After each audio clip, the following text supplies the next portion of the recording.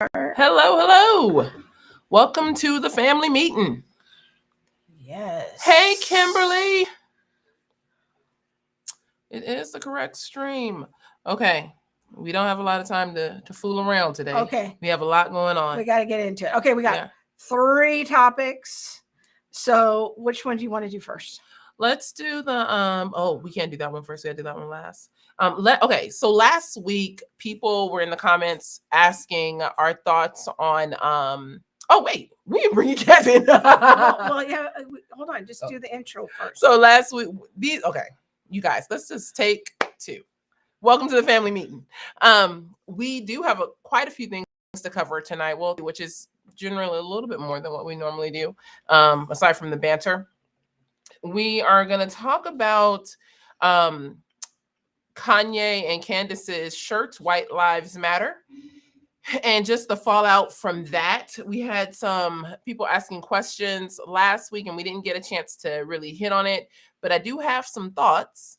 And then we will also talk about Candace Owens' new documentary that dropped last night. What is it called now? Gosh.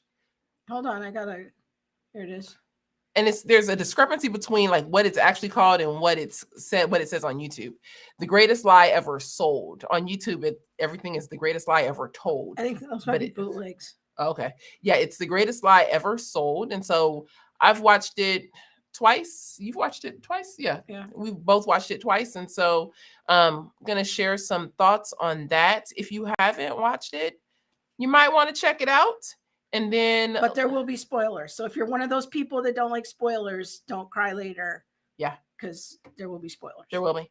And then our third topic is going to be on the city council, the Los Angeles City Council president that used some racist words late last week, I believe it was. Yeah. And so we're going to talk with Miss Lisa Spencer about that. So today, joining us for the first part of our show is my podcast co-host, Kevin Briggins. I almost said, and the husband to Shalonda, because Shalonda, I'm telling you, Shalonda the real player in their game. Shalonda the real. She is. I ain't playing. People need to know. Okay? Absolutely. But it's good to be back on the family meeting. It's been a while. It has been. I don't know why you was trying to stay away. You ain't got to be like that.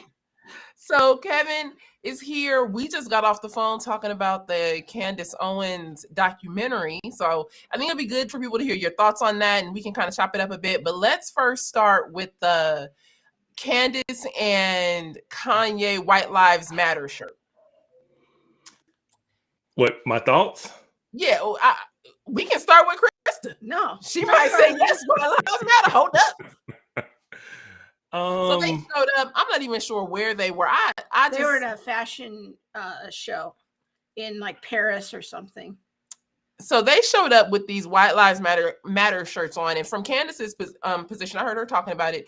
And she said that Kanye just showed up with these shirts on, or with these shirts, and was like, hey, you want to like put on a shirt? Well, no, like, he called her and he said, I need your help with something. Yes. So she made it sound like there's an interview. We won't take the time to play it back, but she did an interview on Tucker Carlson where when she was recounting the story, it was, well, Kanye just says, I need you to come be here for me. And she says, I'm there. So then I guess she got on a plane to Paris. And what she said, she claimed in the interview, she didn't even know what Kanye's plan was with the shirts, or didn't know anything about the shirts until after she was there. And then he says, we're going to put on these shirts. And she just said, oh, yes, definitely. I see exactly what you're trying to do here. So they put on the shirts. Yeah, I don't know what they was trying to do. That it's lost on me. It is lost on me. What say you before I say what I gotta say? I don't know what it was attempting to accomplish. Right? I don't know what the strategy outside of gaining attention and publicity. I don't know what the strategy was. I think we'll agree with the statement, just like we'll agree with the statement that Black Lives Matter. But I don't get I don't get what was behind the T-shirt. Outside of simply shock and awe, clicks, attention, promoting her new documentary that was about to drop. That's what I No. was thinking. I was like, for somebody who didn't know what was going to happen, I thought it was very convenient that it happened just a couple of days before your documentary drops. You're not Yes. suggesting it was like a coordinated publicity thing. Yeah, I am. Oh. Yeah, that is Yeah. exactly what I'm saying. I was, gosh, I was a little taken aback by it. And I didn't like the shirts at all, because do I think white lives matter? Yeah, of course, like human life matters. Like, Yeah. we can get past that, people. Yeah. But the same way I wouldn't, wear a BLM shirt. Now, this is me as a Christian. I don't know what their, the state of their soul and relationship with God is. Me as a Christian, I don't want to continue to sow division and discord. I think my position overall sows division and discord, among people overall. But I feel like it was an intentional nudge or an intentional like pick at people. And it's just like, could be like Alyssa says a comment here. It's not like maybe what the point of it is it's not great to be racist against white people. I think that's the most gracious way of thinking about it. I think that is, that's gracious. And I think that here's the thing. I don't think you can play both sides, or, like, you can't be like, well, Black Lives Matter shirts need to go away, but then you wear a White Lives Matter shirt. Like, you have to think about, like, how are you inviting people into a conversation that's actually going to be helpful, or are you just using your platform to play a game? And I don't find this as being a game. Could be using it to point out the hypocrisy, which I think is an interesting theory, is that, the hypocrisy of saying, well, if you can't say, you don't want me to say Black Lives Matter, well, I'm going to say White Lives Matter. It's just I think that's clear what they were doing. I think that's actually what they said they were doing.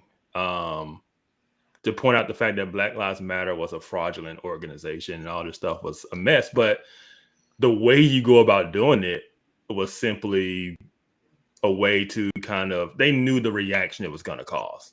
Right. And so, as you say, it's continuing to sow division and not really helping or even starting a conversation where we can talk about these things. It was simply a way to, because you're going to agitate the other side when you wear that shirt. That's really what it was about, agitating people, and it worked. I mean, my social media feeds were full of people who were, felt some type of way about it. I was somewhat indifferent about it. I viewed it as a marketing thing and nothing more. But other people are emotional about it, and they got what they wanted. They got the attention they wanted. Yeah, I think so much of there's a lot of positive sentiment here in the comments for what they did, and that's cool. I can just disagree. You know what I mean? I don't have clarity about why you're disagreeing. That's where I'm struggling. I think I disagree because in the Black community there are so many issues, and I think that I agree with Candace's a lot of her statements, a lot of the way that she thinks about the things that are happening in the Black community, whiteness. Like, I agree with a lot of what she says. And I think, how do we bring people along to have the conversation who may not believe as you believe? And, are there times when, I'm bombastic or I say things off the cuff and things like that? Yes, and we've had that conversation of how are you cognizant of bringing people along? And I feel like I shouldn't just intentionally, and I don't feel like she should either, just intentionally go and poke bears just because you can.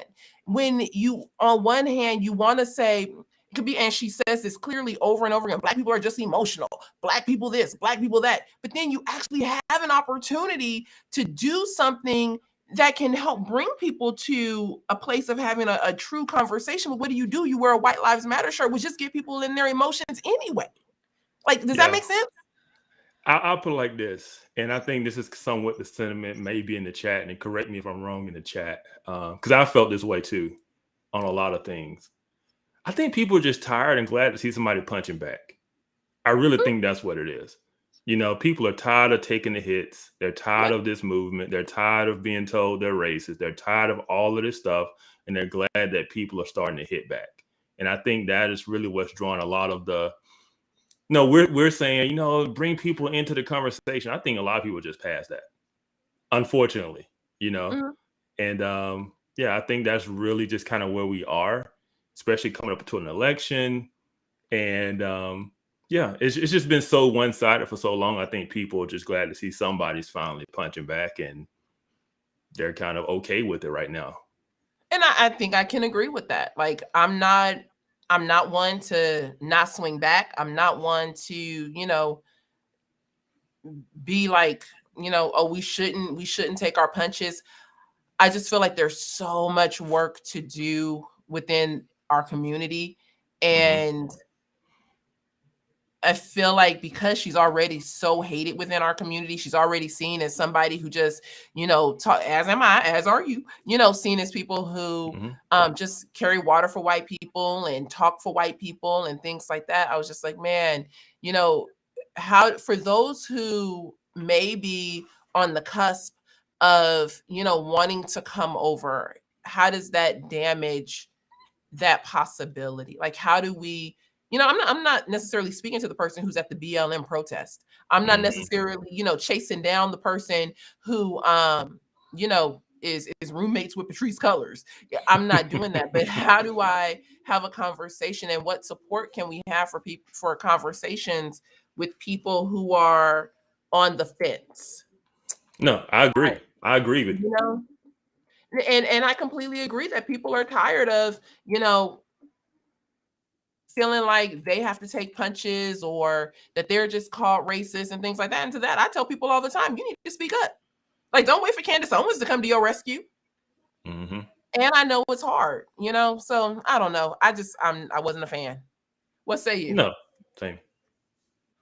Well, I, I feel very conflicted about it, to be honest. Mhm. And maybe I feel a certain kind of way about it, honestly, because I'm a white person. I the last few years have been difficult, because I feel like there's so much negative media discussion. I mean, and not just media discussion. You go to your workplace, you have to take a DEI training. The first thing you have to acquiesce to is, that white people are wicked and they can't talk about their point of view and they don't have a voice, and be quiet and listen. And then you go to your church and your pastor's telling you the same thing. And then you go out on social media and you have friends telling you to be quiet and listen. And you just, after a while, it just builds in you like this sense of, okay, I guess I'm garbage, and I'm going to try to tell myself I'm an okay person, but it's really difficult. And to just, we talk a lot about representation and the pros and cons of representation. To me, that's what it felt like. Mm. It felt like two black people saying enough is enough, stop trashing white people. And for that, to be honest, I mean, I've listened to, the last few days, a lot of your perspectives about it, but from my perspective, I was like kind of taken aback at how strong you were. Like, I just think this is a bad idea, blah, blah, blah. I was like, wow, I actually thought it was kind of nice. I thought it was encouraging. And in the spirit of representation, I wish there were more black people who would say enough is enough. And so that's kind of my take on it. But I know you see it very differently. And so I want to hear that out. But No, I think there's room for, both thoughts and opinions. I think I approach it from a very different, angle. Not saying that yours is bad and mine is good or right, just different. What were you gonna say, Kevin? No, What I were you gonna mean, I just think that Krista's position is, I mean, is valid, and I can see how she feels that way, and I can see how the way you and I are viewing it is kind of from a strategic perspective, from a how does this help the conversation perspective. But Chris was just kind of like, you know what, it was nice for a Yeah. change to not be on the butt end of things, and so I can definitely see that. yeah, yeah. And I think that's kind of the sentiment of some of the people in the chat, especially those who are white, is like, finally somebody who's not white, is saying, and it's enough already. Like, let's just not keep doing this. It's just building more division. I mean, I think everybody is being bombarded with the DEI stuff, right? Yeah. It's everywhere. It's in your face, and there's no getting away from it. And I think people are just overwhelmed and tired. Yeah. So Doug's asking a thoughtful question that we could ask is, would you wear that shirt? I would probably. Am I afraid to wear the shirt? No. So from that position, like, no, I'm not afraid to wear the shirt. I don't know that it would be helpful to not create more division. So I've kind of gone away from like all lives matter, white lives matter, Black lives matter, just to having more direct conversation of, like, we are all created in God's image. We, and trying to uphold a biblical standard to it, because at the end of the day, what matters is not the color of skin that I wear, but the fact that I'm created in God's image. And so that's kind of how I would have to answer it. I don't think I'm afraid to wear the shirt. No, like, are you afraid to put on this? No, I'm not afraid to wear the shirt. I just don't think it's helpful. And I've done interviews where I've clearly stated that I started Center for Biblical Unity to defend white people. So you can go back and you can look on a ton of my interviews where I've said that was my sole reason for starting CFBU, was to be able to use my voice on behalf of white people that I didn't see. I didn't see any Black people coming out and saying, hey, look, we are brothers and sisters in Christ, and you should not be treating your white brothers and sisters like that. I guess that's part of the reason why, to be honest, your take surprised me. I was really shocked. I really thought your reaction was going to be, it's about time. I seriously thought that's how you were going to react. So when you said, oh, I just think this is wrong, they're totally wrong, I completely disagree, I got a lot of thoughts about it, I honestly was taken aback. I was like, wow, okay. Because you so frequently say in public, in talks that we do, is, we should have each other's backs. We're brothers and sisters. We should stand up for each other. And I thought, oh, well, that's kind of what this is. So I was really surprised that you had such strong feelings against it. I guess the conversation of brothers and sisters is something that we have within the body of Christ. I'm not sure, like I said, where they stand in regards to their faith, but they were having a very public conversation, and they were having a very cultural conversation. And with that just rises culture, because culture is going to cult. They are very public people. Now, when we step into a church and people want to say, well, white people, and I'm like, I'll correct you. Like, I'll come correct and I'll correct you. And you've been there and you know that. But I think we also have a responsibility when we step outside of the church, when we step into culture, to remember culture is going to cult. And I don't want to be someone that riles culture up, or that is irresponsible with my treatment of people who are non-believers. Okay, that's a helpful clarifying point. So from the way you're looking at it, I hope that troll doesn't come on here again like you did last week of telling me I interrupt you too much. It'll be all right. But I think that's actually a helpful point, because your distinction is they were doing this out in the world. And whereas when you're saying those things, it's more in the context of the church. Yes, I'm having these conversations in the context of the church, bringing out a point that people should already know because we're in Christ. Yeah. If I'm in the culture and having very cultural conversations, my appeal and my conversation looks different. Okay. I don't want to just go out and swing at everyone who comes across my path, because that isn't going to leave any opening for the gospel to come forward.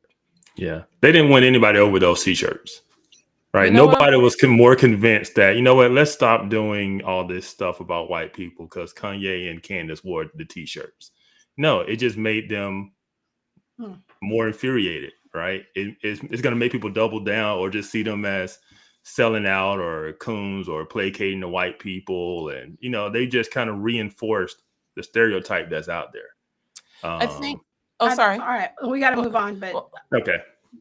I will end with this and say that as Christians, our first concern should be, how do we have room and opening for the gospel? Now, Yeah. am I afraid to tell somebody the truth? No, not in any context. Like, we in culture, you might get my cultured side.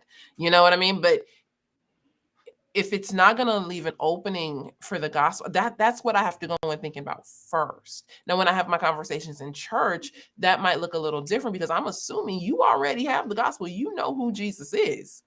And so, yeah. All right. Well, since we're on the topic of Candace Owens, let's talk a little bit about her documentary. It dropped last night on Daily Wire. Daily Wire. Yes, that's the word I'm looking for. And where was that?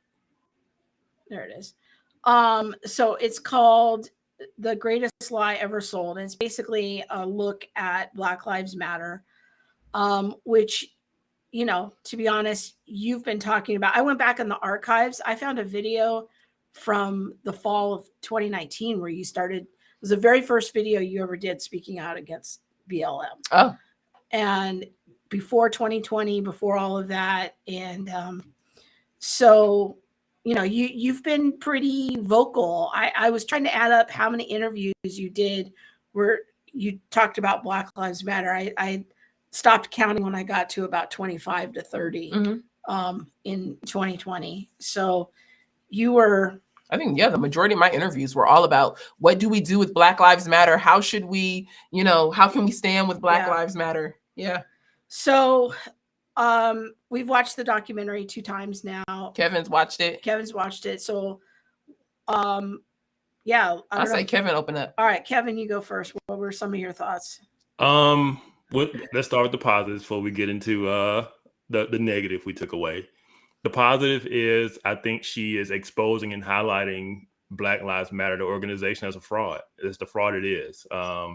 It was a money grab. That's essentially what it was. Mm-hmm. They took in nearly $90 million. And then when you look at where that money went, it went to a lot of LGBTQ plus stuff, which we're not surprised. If you ever saw BLM's website before they scrubbed it, you know, about destroying the nuclear family and all those things, it was very, very pro, you know, LGBTQ plus agenda. And so they gave a lot of money. Cousin Seiko here in the chat. Hello. They gave a lot of money to those types of organizations. Not really anything that went to anything to improve the lives of Black people. The people who are involved in these shootings, those families, they didn't get money. They bought a lot of mansions. They bought a lot of land, a lot of buildings. They gave a lot of money to people who are related to them and their, you know, businesses. And it was just a good breakdown of where the money went. And like any old good old boy organization, it went to people who were close to them and to themselves. And I hope nobody ever gives on a dollar to that organization, because it was a fraudulent organization from the start. Those of us, you know, a lot of us knew it from the beginning that this was not a good organization. That had nothing to do. Monique took some heat. Monique took heat in absolutely. 2020. Yeah, absolutely. So, and then you had some people. Yeah, you had some people trying to separate the organization from the hashtag, which you can't do. But just think about all the corporations that bought into it. Every corporation was Black Lives Matter. The NBA had Black Lives Matter all over the court, Black Lives Matter shirts and warm-ups.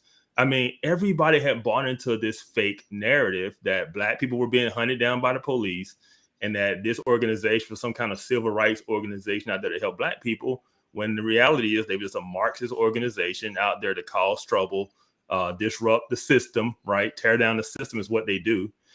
Train other organizers and protesters, which a lot of money went towards that.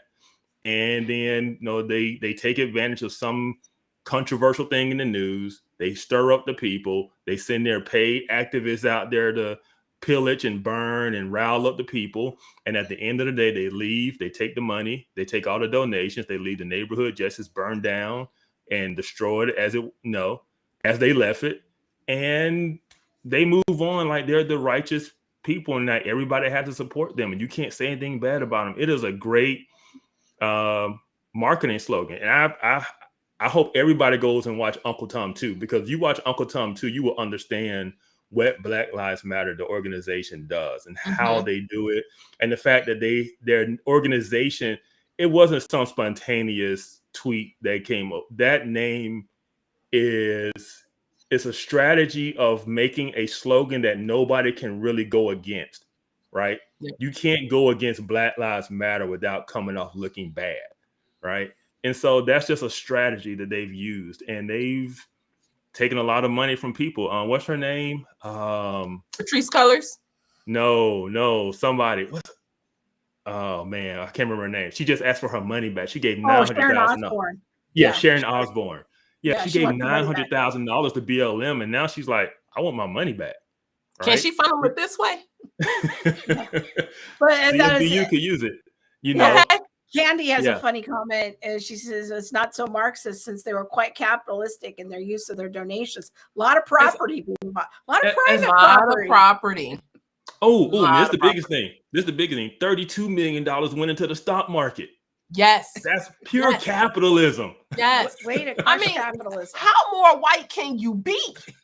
Whiteness. This is the fulfillment of whiteness. Is participating in the stock market. I don't understand. And I'm gonna be honest, from a financial standpoint, I'm like, invest in the stock market, buy real estate. Absolutely. Yep. You know, good capitalists. They bought in very high-end neighborhoods, right? Yep. You know, good property value, good appreciation, you know, good financial moves. It's just that none of that money was going to actual like Black causes or Black people.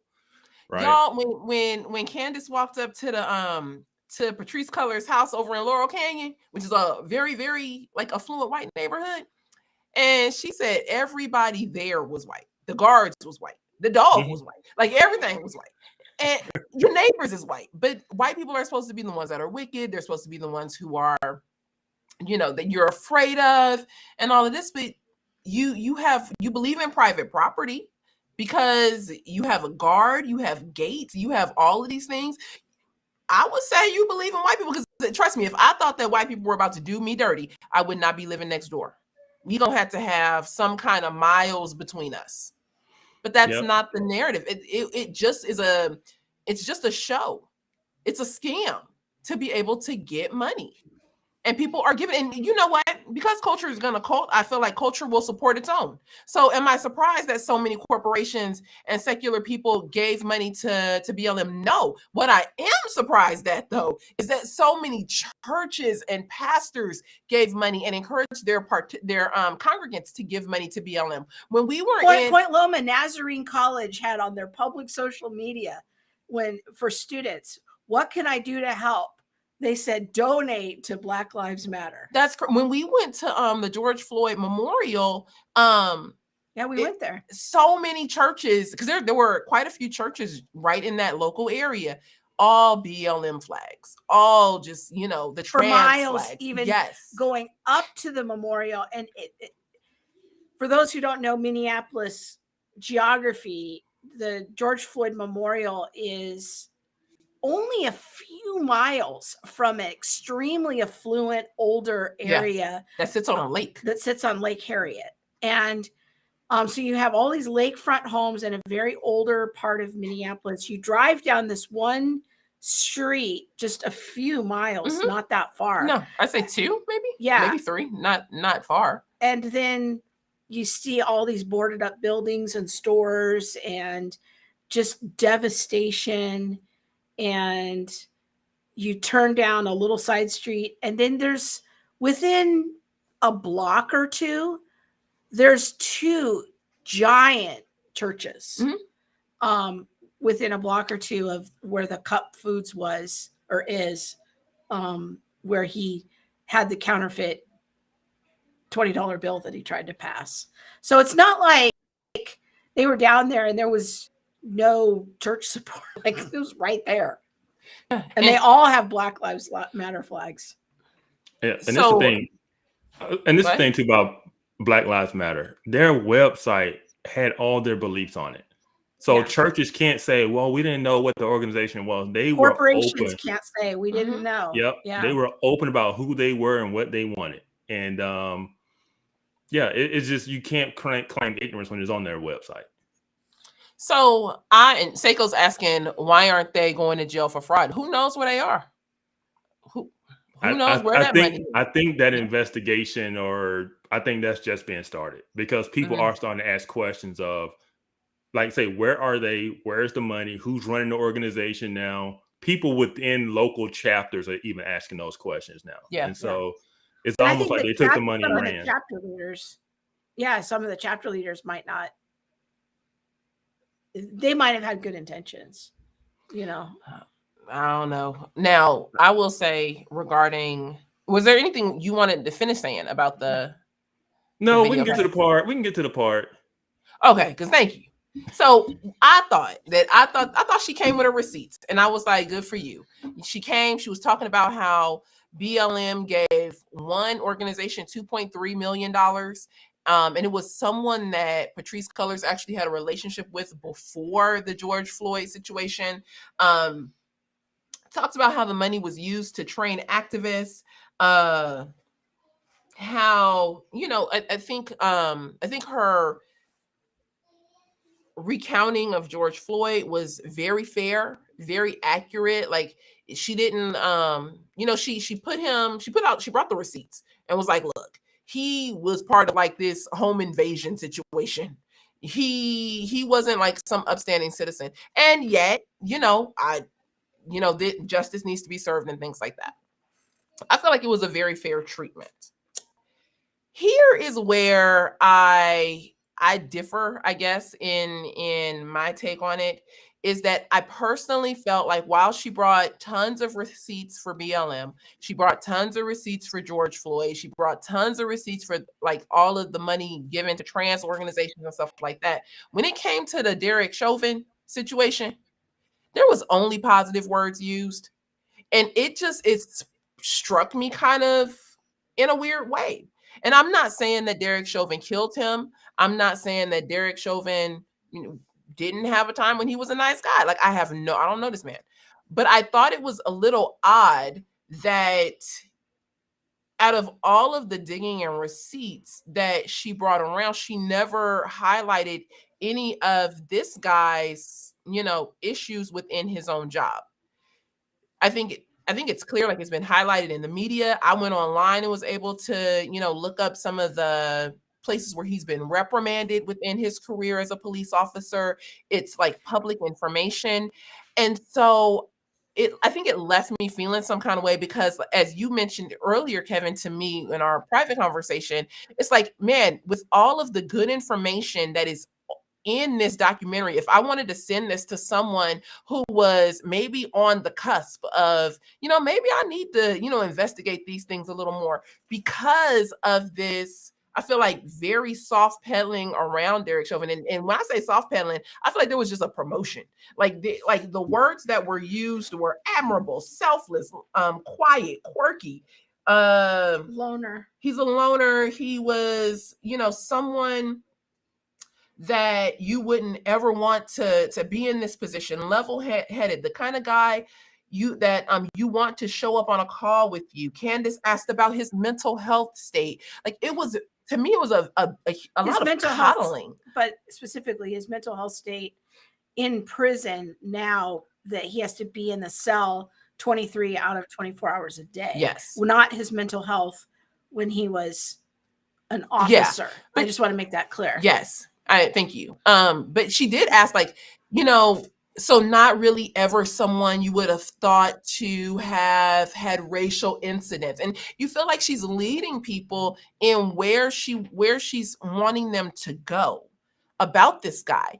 And I feel like part of the problem in having a decent conversation is that we want our position to be upheld, which, cool, like, you can argue for your position, but you also have to recognize when your position might be out of pocket, when there might be something that isn't in line. And it's okay to say, yes, BLM is a horrible organization no one should ever give. And you know what? We were out of pocket over here with Chauvin. Like, that, there might have been something, there are other questions to ask. That's how I'll put it. I don't know. I think you might have disagreed with me a little bit. I didn't disagree with you. I got what you were saying. I think for the credibility of the documentary, she should have dove into those other complaints against Chauvin. She shouldn't have painted it so one-sided, because with Floyd, she did a great job of painting, both sides. She brought out Floyd's humanity. I will say that. And to a degree, she did that with Chauvin, because in the media, Chauvin has not been viewed as a human being. He's been demonized from the beginning. And I think that's what she was trying to counter, because the other side is kind of publicly out there. They've talked about it extensively. She was trying to bring the other side of it. But I do think it would have been worth mentioning just for the credibility of the documentary. But her purpose for the documentary was to expose BLM and to expose the fake media narratives. And so from that regard, I think she was successful. But I do agree that when you go to Chauvin and you paint him nothing but positive, you kind of lose some credibility from the documentary, because then it looks way too kind of propaganda or intentional one-sided, right? And so I wish she had have dug into it, just for the credibility sake of the documentary. But at the same time, I get what her angle was, right? The stuff about Chauvin and painting him in that light is overdone. Like, that's clearly out there. She was bringing the other side that's not talked about. So I can see that. I can agree with you to a degree, but I just feel like for me it lost something, because even though he, I think, was part of mob justice, and what would, like you mentioned earlier, what would have happened if they had come back with a not guilty verdict? Cities would have burned and things like that. Mhm. I get that. And I feel like she has such a platform that I would love her to, use some of that to help bring people along, instead of, at times, I feel like it's just like she's not about bringing people along. She's simply more about calling out. That's kind of what she does. She calls out people, right? And you can agree with, like, I agree with your position, but at the same time, she's not about bringing other people along to the conversation or winning other people over. She's simply going to call out the falsehood, right? And so she gets a lot of attention because of that. She gets a lot of clicks because of that. And I'm not saying she's doing it for the clicks. I'm just saying that's her style, is she's going to call out what she thinks is fake. I guess my question then would be to her is, how do you see that creating change? How do you see that helping a current already divided nation? Like, because at some point, aren't you in an echo chamber? Because 100%. the people who you're calling out don't like you anyway. Black people don't like her. Mm-hmm. Like, you got the here and the theirs, the ones in the twos, like you said earlier, like, but they don't like her. And they don't like her, I think, because it's kind of like when you roll up on somebody, like, as soon as you, and that's her attitude and her position, like she gonna wild out, like she gonna roll up on you. And it's like, no, don't roll up on me. Like, I'm willing to have a conversation with you if you didn't just approach me like, Yeah. But at the same time, I mean, she's in the fight. I mean, she's in the gutter. I mean, she's getting attacked all the time, right? Yeah. And it's just she's in a culture of, you attacking me, I'm attacking back. It's just an attack culture that she's in. She's in this cycle of attack media, I guess you can call it. I don't think it's effective in terms of winning people over or bringing a conversation along or any of that. I think it's people who already agree with her shout amen. That's what I think. Yeah, I guess, coming from the position of the church, like, and how I want to have conversations within the church, it saddens me, because I know that there are things that I can go into a church and say, and people will immediately be like, and just everybody to their own corner. And I also know that there's ways that things can be said that will help people to dialogue and think about the other side's position and things like that. And I feel like that's what we need more of, rather than the the other. But I hear your point. Like, I hear that's not what she's in it for. April said, she's not really in it for unity. And I get that, but I also think that that's very much the culture, and the culture is going to cult. And so I guess my question is, as Christians, how are we going to do this different, and how are we going to do it better? Off code. And I'm playing games. Go ahead. What you say? What you say, girl? I guess I feel like you guys are having like a little bit of an inside baseball conversation right now. And like, I'm not following. Okay. So you guys, and I don't know, maybe I should just bring Lisa on here. Bring her on. Lisa Come on, Auntie. Come on, Auntie. And ask my question to all three Yeah, of come you, on. because I just am feeling like this is just such an inside baseball conversation. I need to get my Uncle Evan on the phone. Different view here. There we go. Hello. Well, hello. Thank you for having me on. I'm so glad I was able to make it. We are so glad to have you here. For anyone who doesn't know, this is Lisa Spencer, and you have a Twitter account, but you also have a blog, Theo Chick, right? Isn't your blog is under Theo Chick?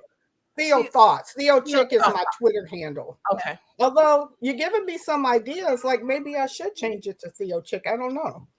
I'm just saying, I don't know however the Lord uses it. But your husband, Uncle Evan, was on Off Code 2 months ago, I think. Yes. Yes. So, and we talked about Black worship, like worship in the Black church. Yeah. So, yes. Okay. So, to give context, our next conversation was going to be on your blog regarding the LA City Council president who used some racist terminology. But because Krista wants to finish this conversation, we thought you might be helpful, so we're bringing you in now. Let's keep going. This is family, y'all. Family meeting. Okay. I guess for me, like, we've had several people characterize you as a Christian Candace Owens. And I guess I'm just wondering, because you and Kevin seem to be in agreement that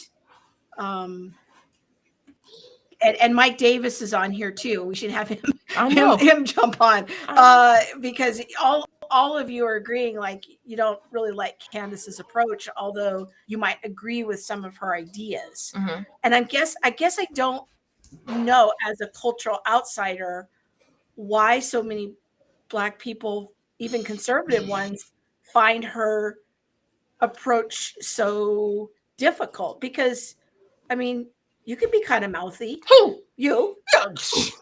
And she's kind of mouthy.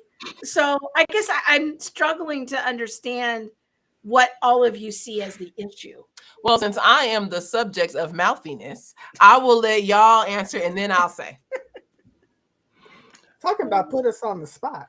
I have to agree. I came in the middle of the conversation, so I wasn't, I don't have the full context, but I have enough to know who you're talking about. And just looking at some of the comments, I have to agree with, I think it was Mike who said it's the approach. And I will agree with the person who said, is, asking the question, is it unity she's after? I don't think she's after unity. I think she has points to make, and she doesn't care how she makes them. And it's like, if you listen to her, it's not so much what is the best solution, not so much as what does the left get wrong, and that's fine to point out what the left gets wrong, but somewhere in there has to be some resolution. Somewhere in there has to, there has to be, hey, this is, maybe the goal is admirable, but this is not the way to achieve it. And I just don't really see that kind of approach with her. And then there's another dynamic that we have to consider that I think Monique might be all too familiar with, and that is, Black people who take a conservative approach are already targets, right? If you're not following the narrative, you're already, you're already out there. And so when you have an approach that's all about, demonizing the other side to the point where you can't even see any validity in real issues, I think that's a problem. Thank you. But anyway, I that's just agree. my No, I agree. And I'll just say this. I agree with Candace's viewpoint. I think we come from the same type of understanding of things. But at the same time, I don't share her stuff on social media. And the reason I don't is because the minute I do, I know that number one, people are turned off. Even if I want them to hear something she's going to say, they're not going to hear it. And two, it then associates me in her light. And so, although I agree with her, I can't like that. I can't use the things that I agree with on social media because she's just too. I don't tell you she's too divisive, but she's too not. She's too unlike. She's too. People, caustic. the Black community just does not like her, right? And when you share her stuff, you bring her name up, is an automatic turn off switch, right? And they don't believe she has the Black community's best interest at heart. She's simply doing it for, the fame and the clicks and the notoriety, which I don't think that's the case. I think she really does what the left is doing. I really do believe she believes that the best way for the Black community to thrive is to break away from this stranglehold of Democrats and the progressive left. But the way she's going about it is just not. It's not a good strategy. I don't see it as being a successful way to bring the Black community out from under the haze that it's under, right? In terms of political affiliation and the way we just kind of automatically align under a particular narrative. And so she does a good job of countering the narrative.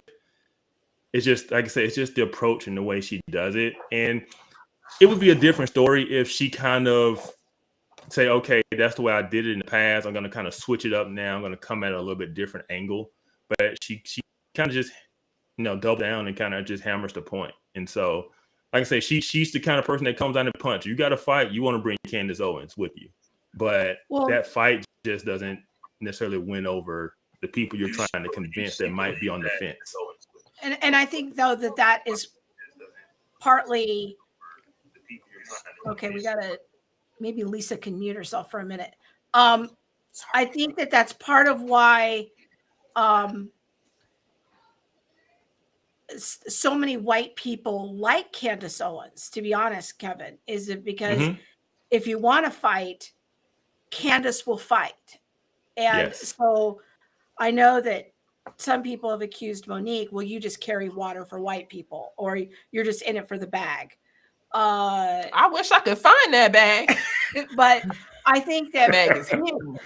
But for Candace Owens, I think that one of the reasons she's so popular with white people, again, going back to the White Lives Matter conversation from earlier, is that she hits back. And white people in general are just so tired of like, yeah, it's okay if you insult me. It's okay if you call me names. It's okay if you call me slurs.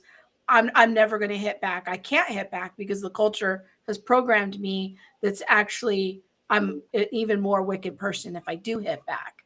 And so Candace Owens is a little bit of like a cover that we can run behind because she's going to hit back. But I think what I hear you saying is that's super unappealing to the Black community, and even conservative Blacks find that to be a big turnoff. I'll just say conservative Blacks see it as, I agree with her, but the people that aren't conservative she's not going to change their mind. Right. Mm-hmm. So I was listening to a live stream. They was talking about Candace Owens. There was like 8 Black people on a live stream, and they largely agreed with her. But at the same time, it was kind of the same sentiment we're saying here of it's kind of like the Trump syndrome, right? So people are tired, and somebody like Trump comes along who punches back, and everybody says yes, right? Candace, she punches back. Everybody says yes. Finally, somebody's punching back. The criticism from these 8 black people, so they was talking about being a Democrat or a Republican, and the biggest criticism is kind of what you were saying, Krista, was the Republicans are so never punch back. They just take it. They try to play by the rules. They try to play the nice role, and at the same time, the left just punches. And so when someone like Trump comes along, when somebody like Candace Owens comes along, people appreciate somebody's finally punching back, and I think that's really what her appeal is. And I see Mike has joined us. Yeah, now we got Mike on here. So now we're all going to have mute button discipline, so we don't have a bunch of background noise. Okay. I think that I feel like if we was just going toe to toe, I wouldn't have a problem with her approach. The problem is that we're not just going toe to toe. It's that we are hoping, and I know it's been said a bunch of times in the comments and even from Kevin and Lisa already, like, it's for me, I'll only speak for myself. I'm hoping to bring people along in a conversation. And so, yes, like when somebody comes on our page and trolls and stuff like that, like I don't necessarily feel the need to hold, my tongue. Like I don't feel the need to be disrespectful, but there's also like an inner code. I feel like within the community of, you don't just start off a conversation with whoop-de-whoop. Like you don't just start off the conversation like whoop-de-whoop. What is that? Is that a black culture thing? No, you just don't start off a conversation like speaking so down to people. Like you can, and I feel like that's how, and that's like, remember when I didn't like her at all? Oh yeah, no, you used to get big mad at me because I felt like but I didn't know any better. I was like, I don't understand. She's black, you're black. Hey, y'all should be all simpatico and said that. But it's more, to me, it was more a thing of, well, just listen to her approach. Like there's a lot of assumptions about me just being an emotional person because I bear black skin, or me, and I may not be in line with her position. There's a lot of her comments that I don't think are very affirming of the black community, and it can make you feel some kind of way. And for her to say, like, well, we just all emotional. Well, don't downplay it too much, because you're also emotional. Okay. So I kind of feel like the approach is wrong, even though I do agree with her. And even though don't cross me, like I'm not just about to let you sit up here and talk about me or my family any kind of way. I think the initial approach is different from my position. Like I don't know that I start out coming out of my face. Yeah. I don't know. Mike Davis, what say you? I'm in agreement with Kevin and with Monique. My problem with Candace has always been from the beginning. I mean, when she first came out, it was like, oh wow. But then as I watched her more, my wife and I talk about this a lot, and we always feel like, one, Candace seems to me like somebody who needs some tempering, some maturing in how she brings about an important message. But I what I do for a living, I teach leadership skills, communication skills. And one of the things we constantly say, it's not just what you say, but it's also how you say it. And you can lose people by how you are communicating something. And but there are times when I have heard Candace say, it's like, it comes off like, my goal is not to try to get you to like me. My goal, and I understand that, but it's like, if you come off, you can come off assertive without being aggressive or appearing as being mean. I have a relative who often says that they agree a lot with what Candace says, but sometimes she comes off as a mean girl, and she's putting people down, and she's, and it's like, and there have been many times I've heard her, and I thought to myself, I would have phrased that completely differently to get that point across.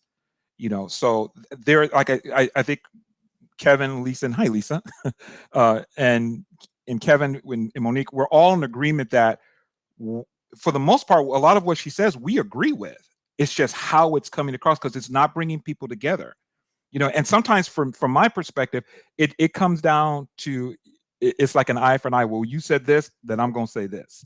And it's like somebody once said, if we really practice that eye for an eye, we're all going to walk around with blind and no teeth, because it's not helping anything. It's not bringing things together. And it's not, I look back to Dr. King, who was living at a time that's completely different from us. And one of the things that he conducted himself, as far as when he was giving speech, he conducted himself with respect that called for respect, while speaking things that were very hard for people to hear.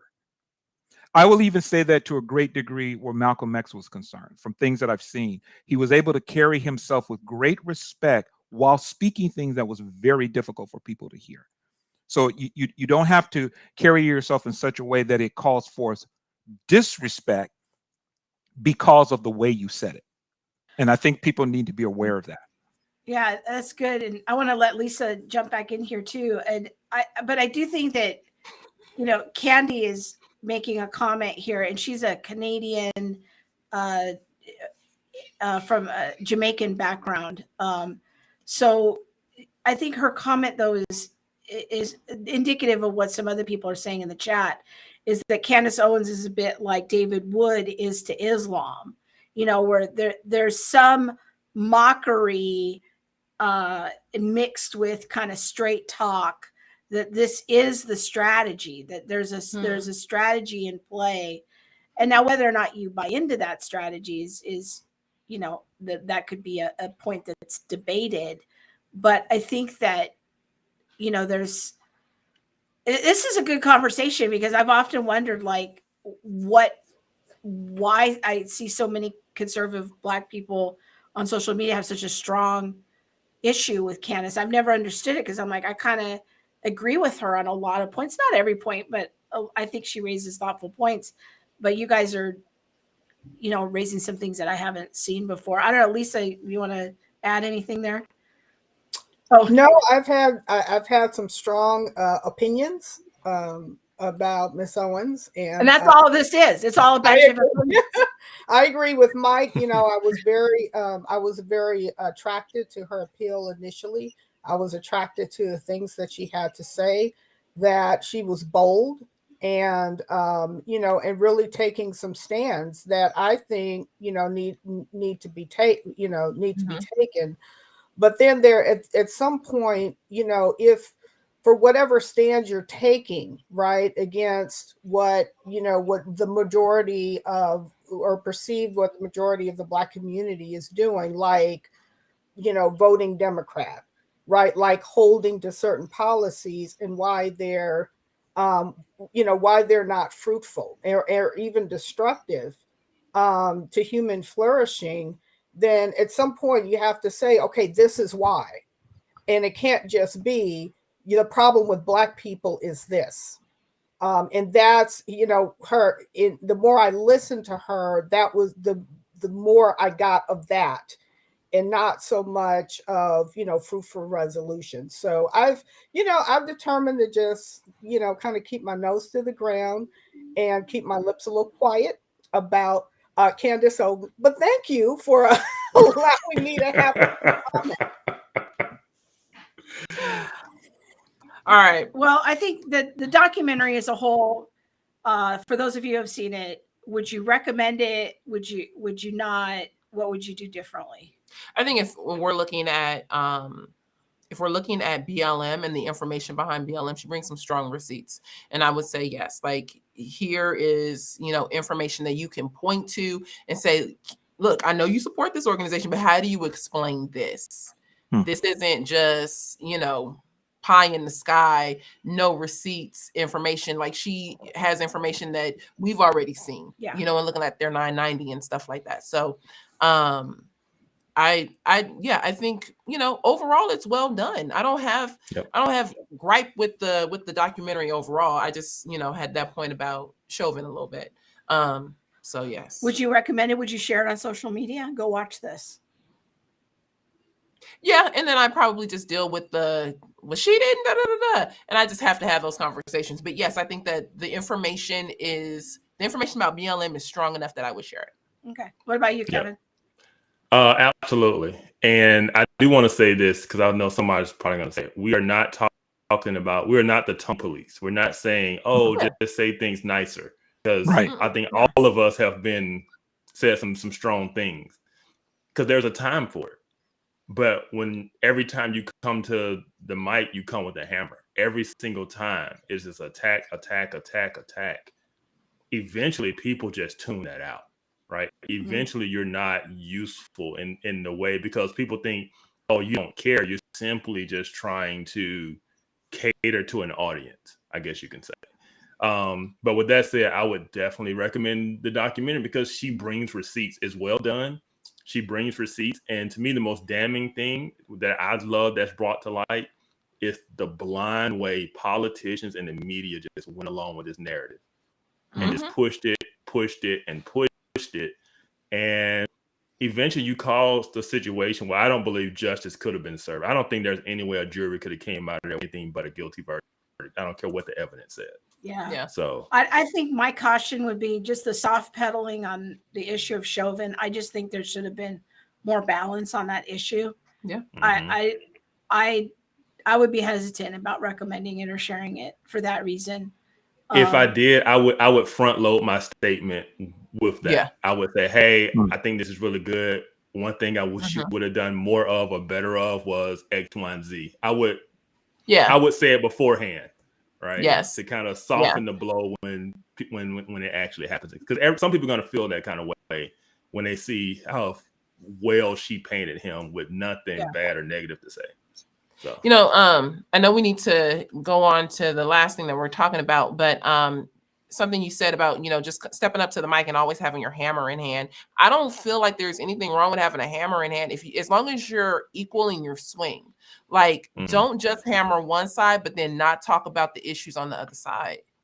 And I know she's Republican and she leans, that way and things like that. And I do agree with her a lot of times, but that don't mean that it's perfect. And so how do we also highlight the real issues that the left side is bringing up? Because there are some real issues that can be highlighted and also hit on. So that would be it. Mike or Lisa, have either of you seen the documentary?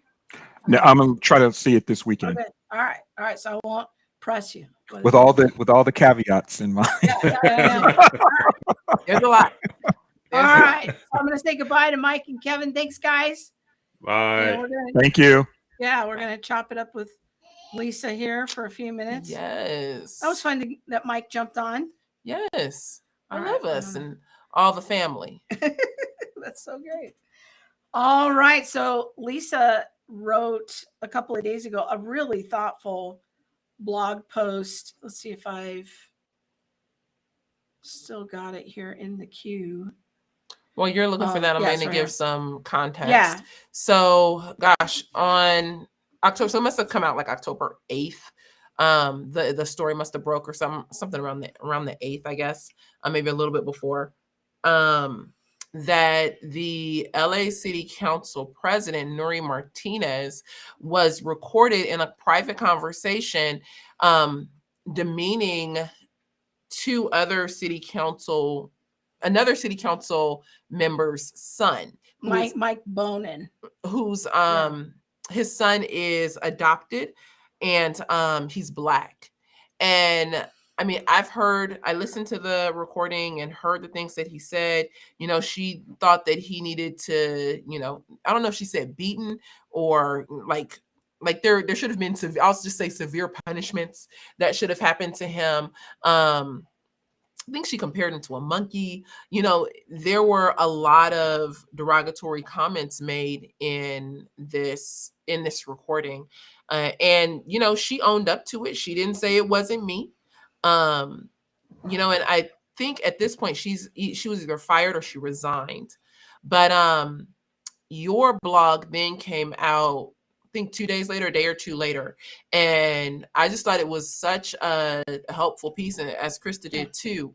And so and I want to say it for the podcast version. It's called Because It's Really About People. So could you try again? Sorry, my watch is talking. I don't know why. It didn't do nothing. She's reporting us to big tech. Okay. Because it's really about people supremacy.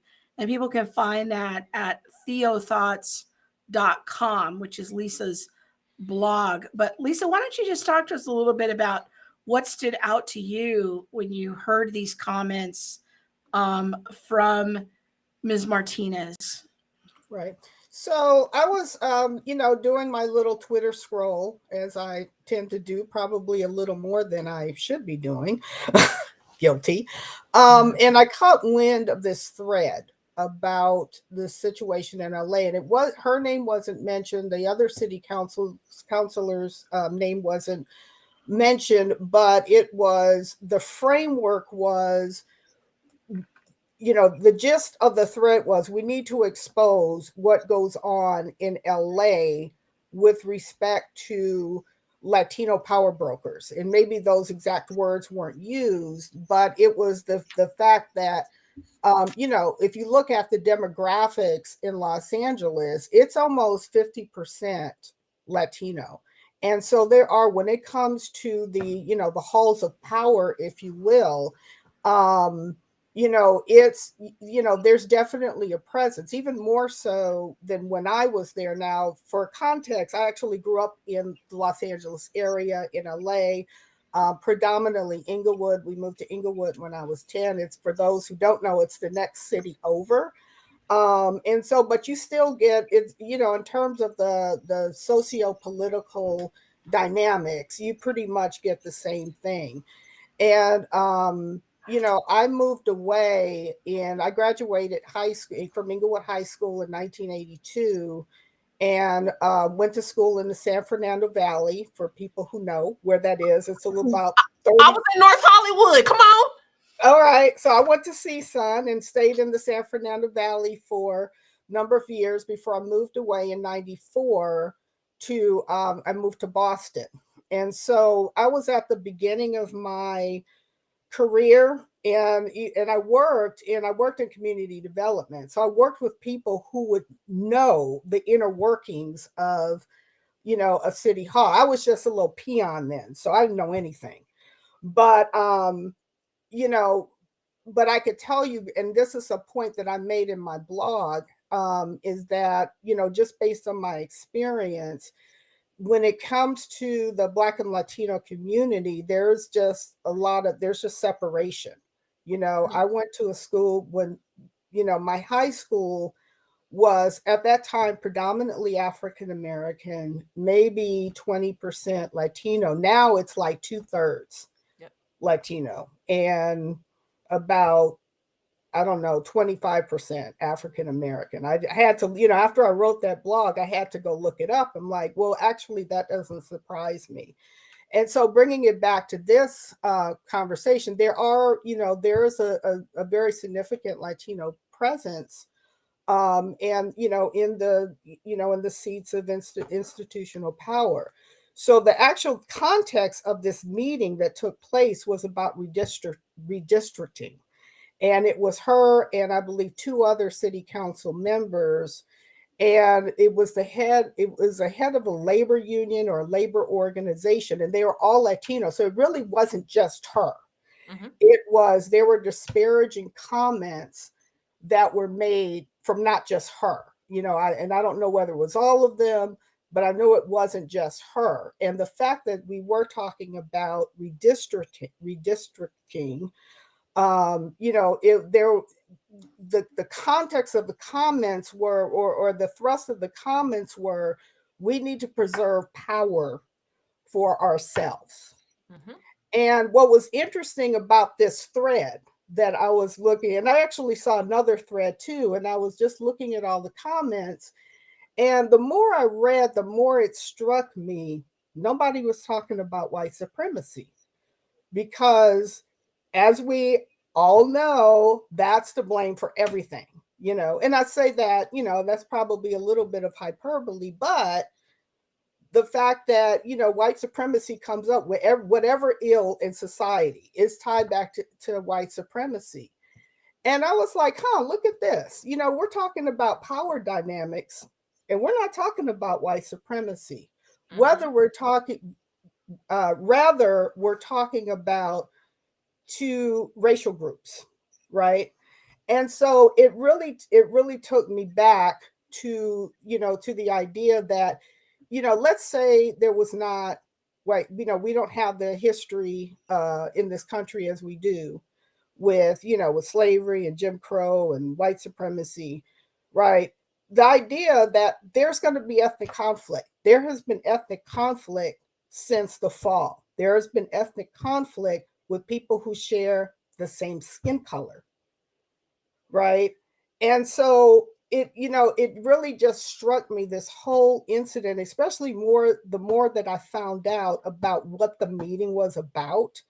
And it was, I mean, there was some power brokering going on. What can we gain for ourselves and forget these other people?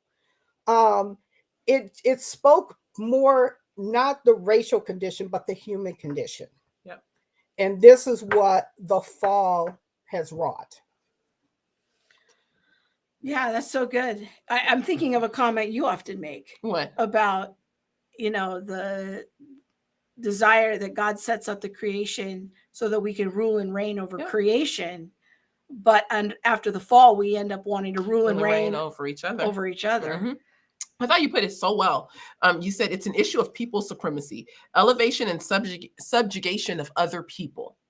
And that's the result of the fall. How we were meant to rule and reign, just not rule and reign each other. But how does it show up post fall? It shows up in our, this people supremacy, as you called it. And I think it's such a good reminder that when we see people, decrying whiteness, or this is just because of whiteness and things like that, as Christians, we should immediately be harkened back to, this is because of sin. This is because we live in a Genesis 3 world. This is because of, people's desire to rule and to reign.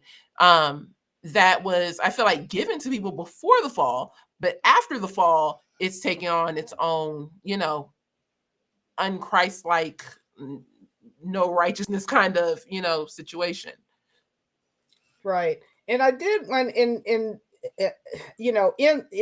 talking about this, I've been reading this book, Cultural Identity and the Purposes of God. And I had just read chapter 3 not too long ago. And if you go on my blog, you can see that quote.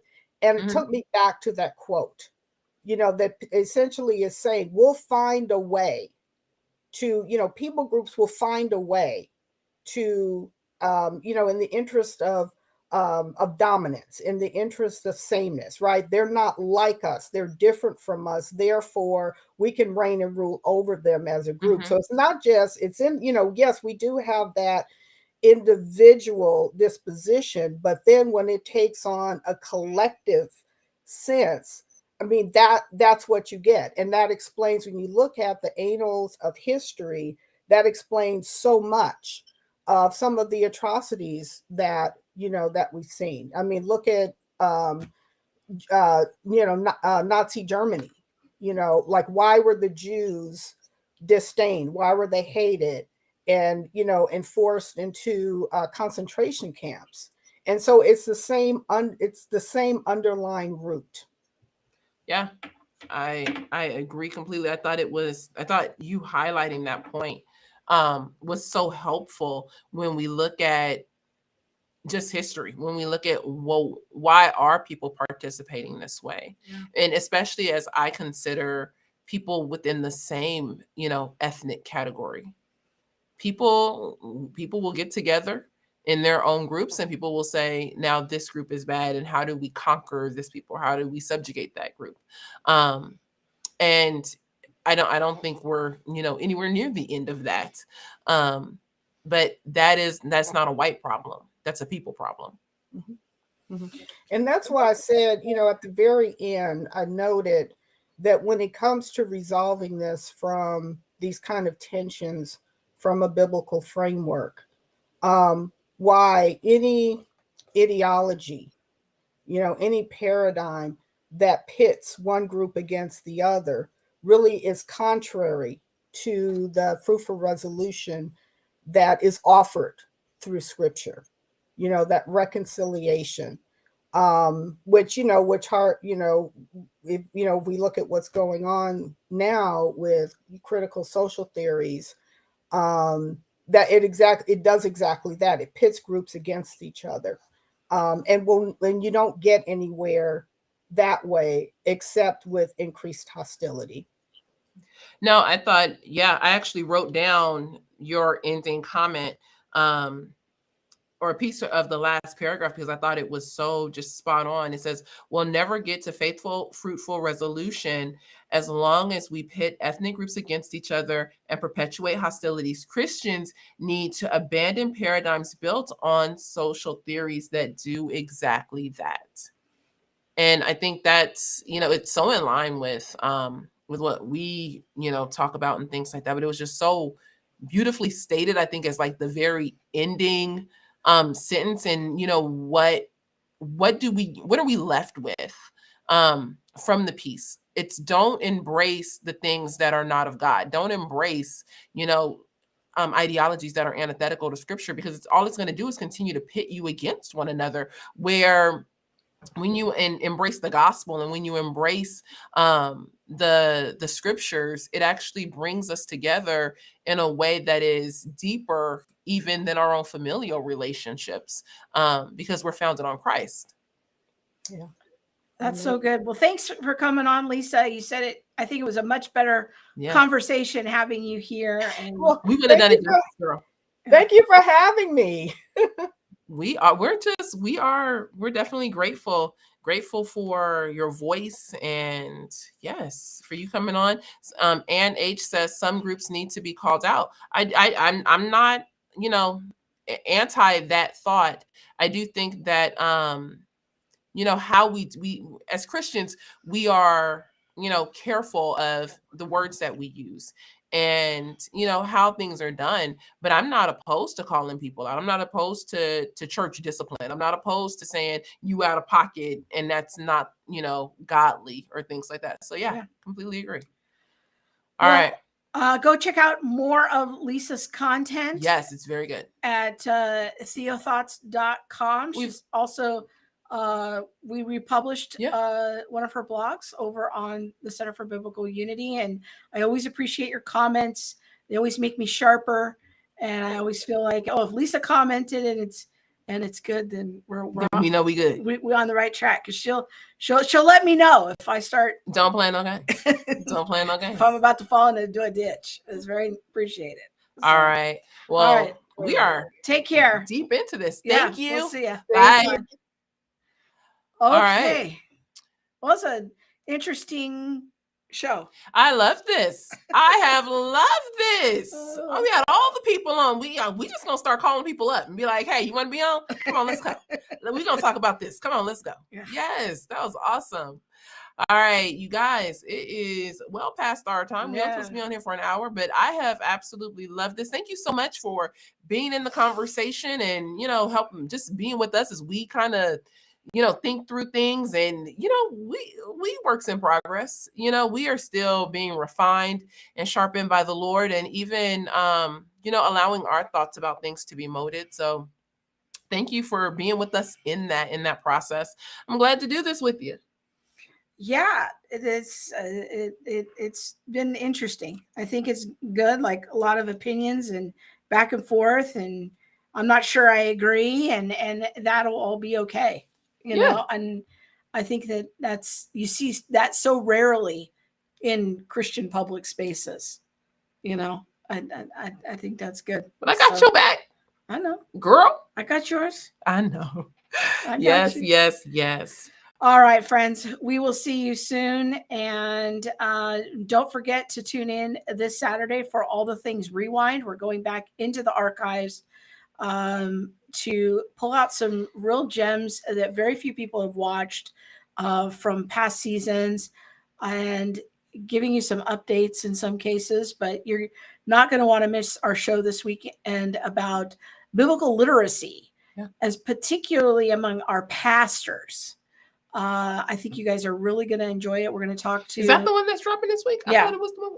No, that's the following. Sorry, I'm week. just okay. Well, never mind. Now I'm up to speed. So we're going to be talking to our friend Dr. Michael Gurney, who's also a member of our Academic Advisory Council, and he was one of Mike.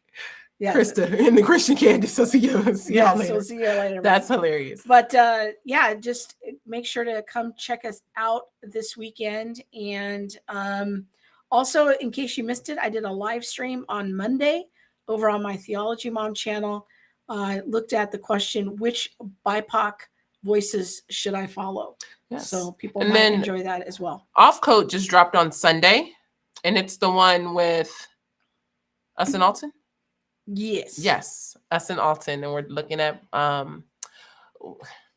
we were supposed to be looking at Black discipleship, but it didn't go that way.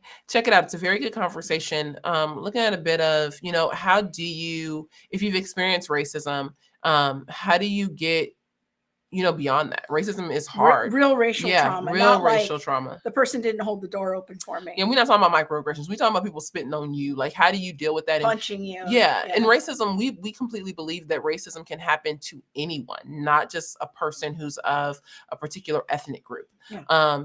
But the answer to forgiveness will still be the same. The answer to racism. Or the answer to racism and the answer to forgiveness. How do you get to forgiveness? How do you get to, a healthy place with people and not carrying hatred in your heart? That's all Jesus. So check out Off Code. It is on YouTube under the Center for Biblical Unity YouTube page. And with that, we out of here. All right. We'll see you soon. God bless. Bye. Good night.